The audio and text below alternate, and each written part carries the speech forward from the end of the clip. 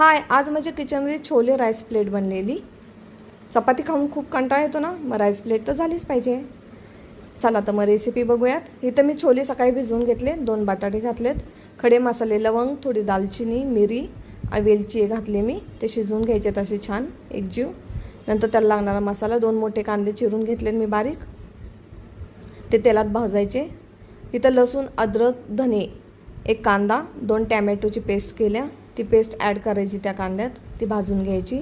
इथं सुके मसाले ॲड होणार, धने जिरे पूड, हळद, गरम मसाला, लाल तिखट आणि चवीनुसार मीठ. नंतर त्यात शिजवलेले छोले, बटाटा ॲड करायचा. ग्रेव्ही तयार, खाण्यासाठी डिश तयार. माझी रेसिपी कशी वाटली कमेंट करून नक्की सांगा आणि सबस्क्राईब करायला विसरू नका. मस्त खावा, स्वस्त राहा. एकदम सिंपल रेसिपी आहे.